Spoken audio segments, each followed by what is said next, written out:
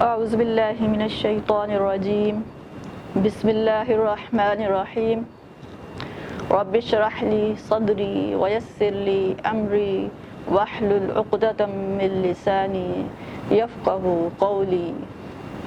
السلام علیکم ورحمۃ اللہ وبرکاتہ۔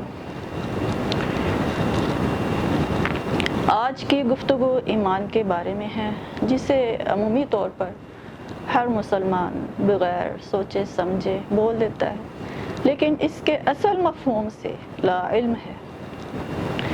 بہنوں اور بھائیوں، ایمان کسی چیز کے متعلق اپنی تحقیق، تجسس اور تفتیش سے اس بات کی سچائی پر یقین کر لینا ہی ایمان کہلاتا ہے۔ جیسے قرآن کریم میں ہے، الذین یؤمنون، وہ چلنے سے پہلے اطمینان کر لیتا ہے۔ جب کوئی کسی منزل پر پہنچنا چاہتا ہے تو سب سے پہلے اسے عمل، تجربہ اور تحقیق، جو بنیادی قوانین کی اساس ہوتی ہے، پر یقین ہو کہ یہ درست ہی ایمان کہلاتا ہے۔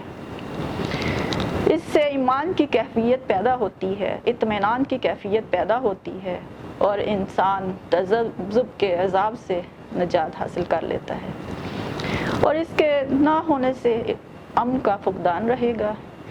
ایمان کا تو مادہ ہی امن ہے، یعنی الف میم نون امن ہے۔ امن یقین کا نتیجہ ہوتا ہے۔ خدا کی صفت المومن ہے۔ مومن کے معنی ہے دوسروں کو امن دینے والا۔ یہ خود بھی امن میں ہے اور دوسروں کو بھی یہ بھروسہ ہے کہ یہ امن دینے والا ہے۔ اس کی مثال ایسے ہے، اس اونٹنی کو جس کی کارکردگی کے بارے میں بھروسہ ہو کہ یہ نہ غلط راستے پر قدم اٹھائے گی، نہ ہی ٹھوکر کھائے گی، نہ گرے گی اور نہ ہی دھوکہ دے گی۔ یہ عربوں کی مثال ہے۔ قرآن کریم میں آتا ہے آمنوا باللہ، اس کے معنی ہیں ان صداقتوں پر یقین کرنا، معمول زندگی بسر کرنا، خود بھی بسر کرنا اور باقی نوع انسان کو بھی اس طرح سے امن دیتے چلے جانا، اور یعنی یہ ایمان والے کی نشانی ہے اور اسے مومن کہتے ہیں۔ تو اس کے معنی کسی پر بھروسہ کرنا، اعتماد کرنا، اور ایسا اعتماد جو واقعی سچا امن ہے۔ انگریزی زبان میں ایمان کا ترجمہ عمومی طور پر فیتھ کر کے غلط کیا جاتا ہے۔ فیتھ کا مطلب اس بات کا تسلیم کر لینا جو عقل و برہان کے مقابل ہو، اور وہ شے جو عقل و برہان، علم و بصیرت کی روح سے تسلیم کر لیں، اسے کنوکشن کہتے ہیں۔ اس طرح قرآن کریم کی آیات کو فیتھ کہہ کر دراصل اس کی اصل روح کو ڈیفیوز کرنا ہے۔ قرآن مجید میں ہے والذین اذا رکبوا بآیات اللہ لم یخروا علیہا صما وعمیانا، اگر ان کے رب کی آیات سنا کر نصیحت کی جاتی ہے تو اس پر اندھے بہرے بن کر نہیں رہ جاتے۔ مومن تو وہ ہے کہ اور تو جب ان کے سامنے تیرے رب کی آیات قوانین خداوندی بھی پیش کی جاتی ہیں تو وہ ان پر بھی اندھے بہرے گونگے بن کر نہیں جھکتے۔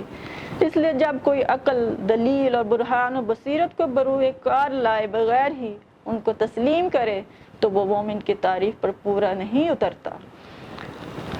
الذین آمنوا یا یؤمنون، اس میں فعل یعنی ورب ہے۔ اس کا مطلب یہ ہے اگر وہ ایسا کرتے ہیں، ورب فعل ہے جس میں کچھ کام کرنا ہوتا ہے۔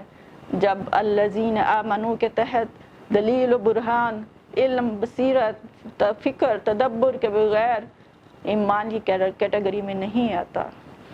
قرآن کریم میں آتا ہے وَإِذَا قِيلَ لَهُمُ اتَّبِعُوا مَا أَنزَلَ اللَّهُ، جب ان سے کہا جاتا ہے کہ یہ اللہ کی کتاب ہے، تم اس کے اتباع کرو اور اس کے پیچھے پیچھے چلو، تو وہ جواب دیتے ہیں کہ نہیں، ہمارے اسلاف اس روش پر چلتے آ رہے ہیں، ہم تو اسی کی روش کی پیروی کرتے رہے، اس روش کی ہی پیروی کرتے رہیں گے، بس ہمارے لیے یہی ٹھیک ہے۔ تو قرآن کریم کے ان کے جواب میں کہتا ہے أولو كان آباؤهم لا يعقلون شيئا ولا يهتدون. ان کی کیفیت ایسی کیوں نہ ہو، انہوں نے بھی عقل و فکر سے کام لیا اور نہ درست راستے پر چل رہے ہیں۔ قرآن کریم میں ان کی مثال ایسے ہے کہ ان بھیڑوں کے ایک ریوڑ کی دی جاتی ہے اور ان کے پیچھے ایک گڈریا ہے، اور انہوں نے کچھ اپنے آبا سے کچھ آوازیں سیکھیں۔ اب کیفیت یہ ہے کہ وہ آوازیں دیتا ہے تو وہ بھیڑیں گڈریا کی آوازوں پر عمل کرتی ہیں اور اس طرف مڑ جاتی ہیں۔ اسی طرح ایک اور جگہ قرآن کریم میں ہے صم بکم عمی فہم لا یعقلون، اندھے ہیں، بہرے ہیں، گونگے ہیں، عقل و فکر سے کام نہیں لیتے۔ اس طرح یہ بات واضح ہے کہ ایمان میں تقلید کا کام ہی نہیں بلکہ مزید برآں قرآن مجید میں ہے ادعو الی اللہ علی بصیرۃ انا ومن اتبعنی، سورہ یوسف میں ہے میں جو تمہیں اللہ کی طرف دعوت دیتا ہوں، بصیرت اور دعوت دیتا ہوں، میں بھی ایسا کروں گا، جو میرا اتباع کرنے والا ہوگا وہ بھی ایسا ہی کرے گا۔ سنت رسول کا محصل بھی یہی ہے کہ ہر بات بصیرت کے زور پر کی جائے اور علم کی روح سے منوائی جائے، اور تقلید میں تسلیم کرنے والی بات اور اللہ کے رسول کی سنت کے خلاف ہے۔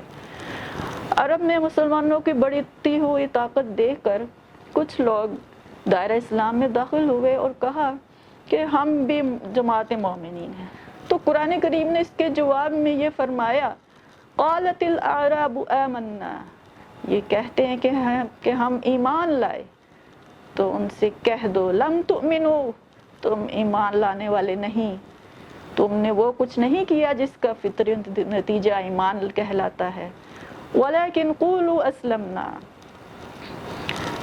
تم صرف یہ کہو ہم نے ان کی عظمت دیکھی، شان دیکھی تو ہم ان کے سامنے جھک گئے۔ وَلَمَّا يَدْخُلِ الْإِيمَانُ فِي قُلُوبِكُمْ، اس طریقہ پروسیس سے تم گزرتے تو ایمان تمہارے دلوں میں داخل ہو جاتا، یہ دلوں میں داخل نہیں ہوا۔ وَإِن تُطِيعُوا اللَّهَ وَرَسُولَهُ لَا يَلِتْكُم مِّنْ أَعْمَالِكُمْ شَيْئًا، اب یہ ہے کہ اس نظام میں داخل ہو کر تم ان قوانین خداوندی کی عملی اطاعت کرو۔ اس طرح اب اس اطاعت میں رسول صلی اللہ علیہ وسلم کا یہ فریضہ ہوا۔ وَيُزَكِّيهِمْ وَيُعَلِّمُهُمُ الْكِتَابَ وَالْحِكْمَةَ، تعلیم کتاب و حکمت کرتا چلا جائے گا، اور اس طرح تمہاری ذات کی نشوء ہوتی چلی جائے گی۔ اللہ تعالیٰ نے نبی صلی اللہ علیہ وسلم سے فرمایا وَمَا أَنْتَ بِهَادِ الْعُمْيِ عَنْ ضَلَالَتِهِمْ، اندھے کو تم صحیح راستے پر نہیں لا سکتے، یہ بات ہے کہ قلب کا اندھا ہے۔ ان تسمعوا، بات تو وہی سنے گا، مَن يُؤْمِنُ بِآيَاتِنَا، جو اس طرح ہمارے قانون کی صداقت پر ایمان لائے گا، فَهُمْ مُسْلِمُونَ، اس کے بعد اپنے آپ کو اس کے سامنے جھکا دے گا۔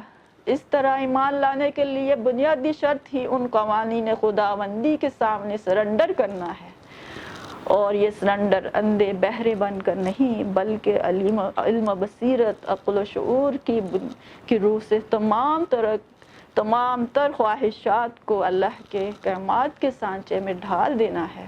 اور ہمارے سماج میں ایمان لانا ایک رسم کی صورت اختیار کر چکی ہے، اور مسلمان کہلوانا بھی ایک روایت سی بن گئی ہے۔ اس سے زیادہ حیثیت نہیں رکھتی کہ مسلمان گھرانے میں پیدا ہو گئی اور مسلمان کہلائے۔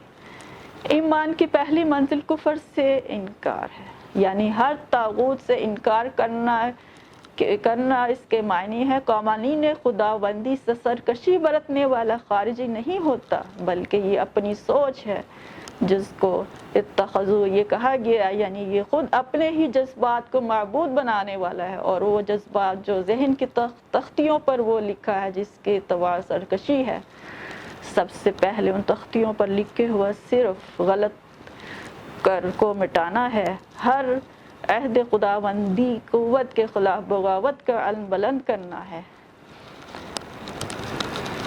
یعنی غیر خداوندی قوت سے انکار کرتے ہوئے انقلابی راستہ اختیار کرنا، یعنی لا الہ الا اللہ کہنا، اور پھر لا الہ الا اللہ پر آنا، وقد استمسک بالعروۃ الوثقی لا انفصام لها، سورۃ البقرہ میں ارشاد ہے، تو پھر اس نے ایسا سہارا تھاما جو زندگی میں اسے کبھی دغا نہ دے گا۔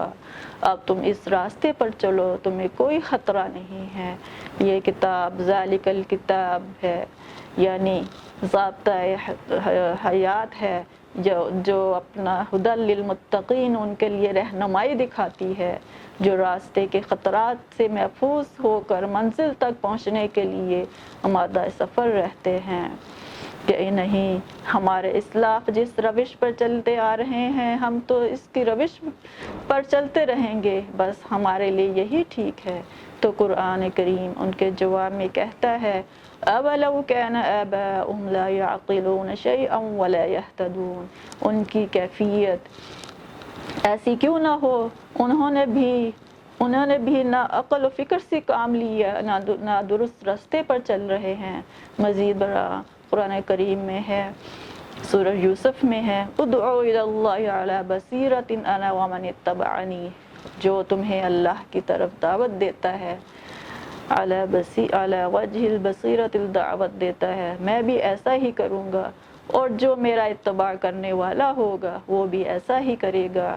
سنت رسول کا ماخذ بھی یہی ہے کہ ہر بات بصیرت کے زور پر کی جائے اور علم کی روح سے منوائی جائے، اور تقلید میں تسلیم کرنے والی بات اور رسول صلی اللہ علیہ وسلم کی سنت کے خلاف ہے۔ بہنوں اور بھائیوں، آج کی تمام گفتگو تمام ہوئی۔ اگلی نشست پر ہم ایک نئے موضوع کے ساتھ آپ کے سامنے حاضر ہوں گے۔ قرآن حکیم جو نسخہ کیمیا ہے کی روشنی میں ہم کسی اور موضوع پر گفتگو کریں گے۔ وما علینا الا البلاغ۔